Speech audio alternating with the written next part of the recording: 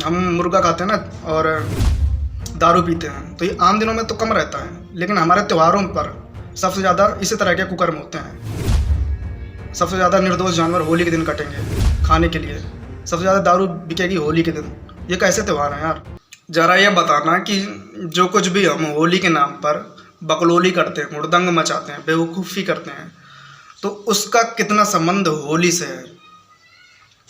उसका संबंध होली से नहीं है। अब हम होली के नाम पर डीजे पर अश्लील गाना लगाकर डांस करते हैं, एक दूसरे के ऊपर कीचड़ डालते हैं और दारू पीते हैं, चिकन खाते हैं। तो बताओ इन सब का कितना संबंध होली से है? होली से नहीं है।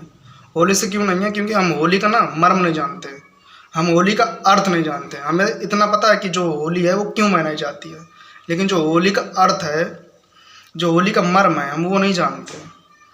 और सबसे पहले जब होली मनाओ ना तो उसका अर्थ समझ लो, होली का मर्म समझ लो, फिर होली मनाओ।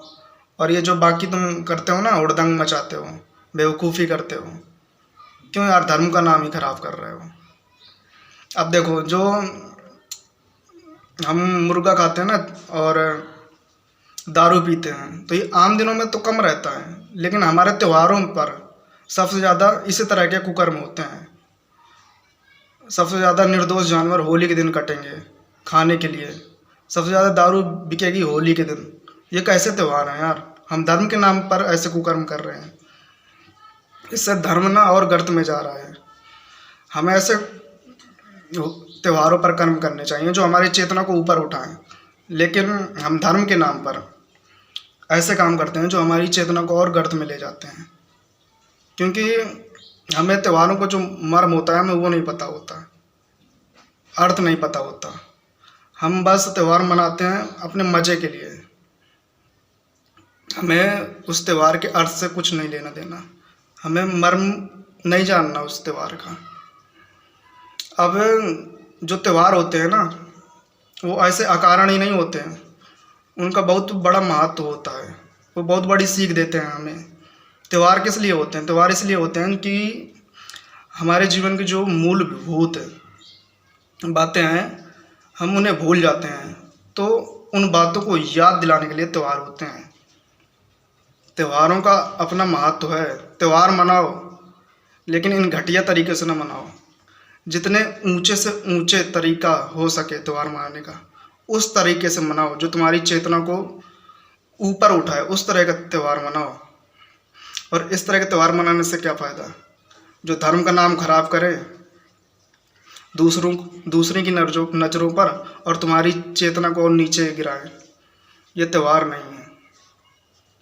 ये सिर्फ और सिर्फ हमारी अज्ञानता है, हमारे अंदर की पशुता है, क्योंकि हम त्यौहार का अर्थ नहीं समझते, मर्म नहीं समझते। अब दीपावली नहीं, ये होली हमें बहुत बड़ी सीख देती है, हमें बहुत से सिद्धांत सिखाती है। दीपावली नहीं, होली। अब होली में ना ये सिखाती है हमें सबसे पहले कि जो झूठ हो ना, वो चाहे जितना शक्तिशाली हो, चाहे जितना ताकतवर हो, उसके सामने सर नहीं झुकाना, हमें सत्य के सामने ही सर झुकाना हो। और इसका उदाहरण है प्रहलाद जी। प्रहलाद जी बहुत छोटे थे,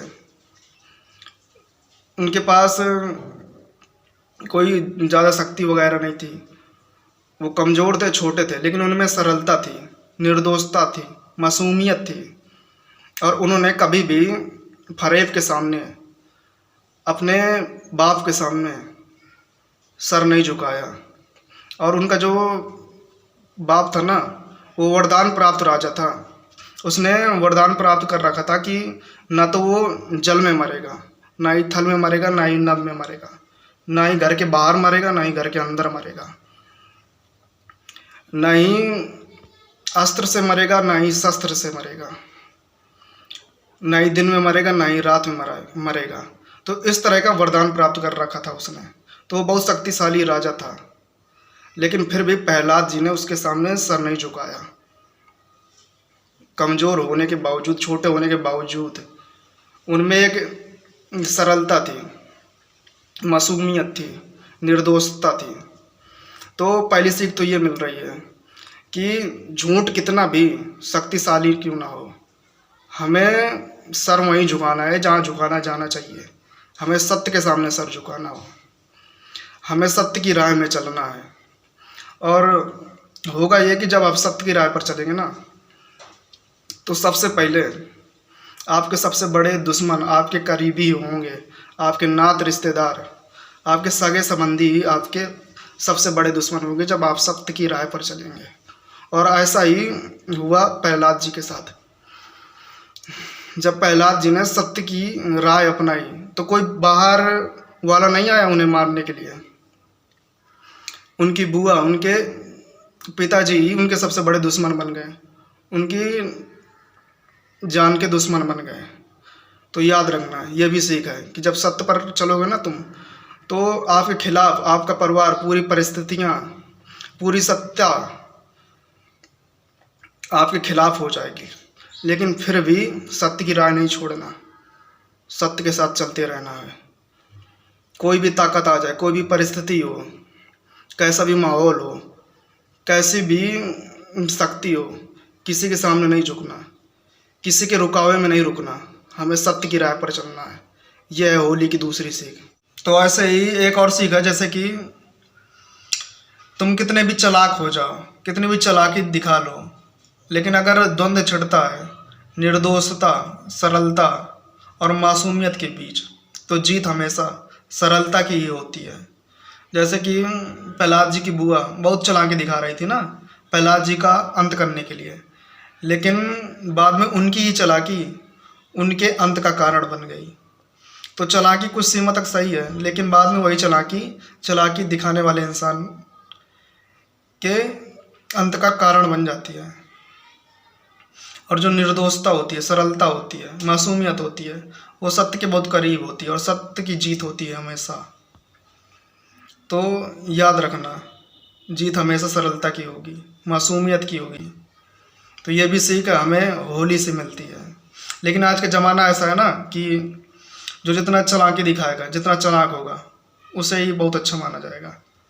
और लेकिन जो निर्दोष होगा, मासूम होगा, सरलता जिसमें होगी, उसे सही नहीं माना जाता। लेकिन ये सरासर गलत है। सही वही है जो मासूम है, जो निर्दोष है, जो सरलता जिसमें है। और बाकी चालाकी कुछ सीमा तक सही है, बाद में वही चालाकी उसी के अंत का कारण बन जाती है। और जो ये हमारी होली है ना, वो प्रहलाद जी की सरलता, मासूमियत, निर्दोषता की सफलता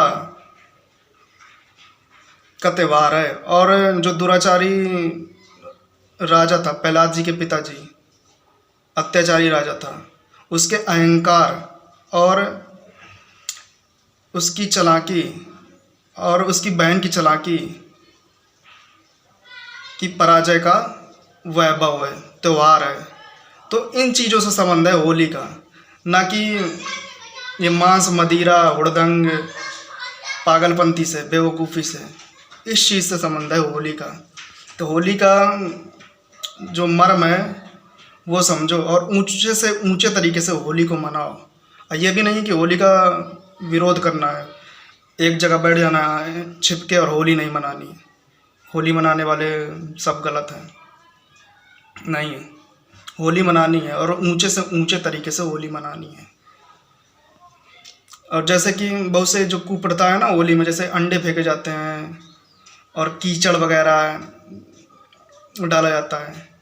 तो जब होली मनाई जाती थी ना, तो तब से ये कुप्रथा प्रचलित नहीं थी, अंडे फेंकना वगैरह वगैरह। ये अभी कुछ दशकों से ये शुरू हुआ है, मांस खाना, दारू पीना होली में। तो हम भी इतनी जो सीखे हैं, जो इतने मर्म हैं होली के, तो बहुत सी प्रथाएं बना सकते हैं, अच्छी प्रथाएं बना सकते हैं इन सीखों को लेकर, केंद्र पर रख कर। तो हमें भी प्रथाएं बनानी है जो हमारी चेतना को ऊपर उठाएं। यही तो धर्म है ना, हमेशा बेहतर बनते चलो, चेतना के स्तर को उठाते चलो, यही तो धर्म है ना। तो हमें भी होली मनानी है, ऊंचे से ऊंचे तरीके से मनानी है। हमें भी प्रथाएं बनानी है, अच्छी प्रथाएं बनानी है जो हमारी चेतना को ऊपर उठाए। तो ये है होली का मतलब। तो होली का मर्म समझो और फिर मनाओ होली। जो होली अगर मना रहे हो ना, तो याद रखना, सबसे पहले संबंध हमें प्रहलाद जी ने सिखा दिया है कि सबसे पहले संबंध होना चाहिए हमारा सत्य के साथ। न तो प्रकृति के साथ होना चाहिए, न किसी सत्ता के साथ, न किसी झूठ फरेब के साथ। सबसे पहला संबंध होना चाहिए सत्य के साथ। और सिर भी हमें झुकाना किसके सामने से चाहिए? सत्य के सामने, किसी फरेब के सामने नहीं। चाहे फरेब वो कितना शक्तिशाली क्यों ना हो, कितना ताकतवर क्यों ना हो, तुम चाहे कितने छोटे क्यों ना हो, तुम चाहे कितने दुर्बल क्यों ना हो, सरलता रखो, मासूमियत रखो और हमेशा सत्य के सामने ही झुको।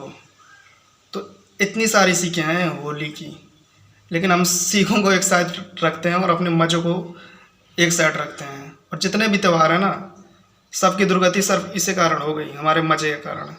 हम उनका जो त्यौहार है अर्थ नहीं समझते, कुछ नहीं जानते, हमें मज़े करने हैं बस। तो जितने भी त्यौहार के तत्व होते हैं ना, वो हमारे मज़े मज़े ही होते हैं। अश्लील गाने में डांस करो, दारू पार्टी वगैरह। अब जितने भी त्यौहार हो रहे हैं ना हिंदुओं के खासकर, उनमें दारू, खान पान वगैरह वगैरह, हुड़दंग।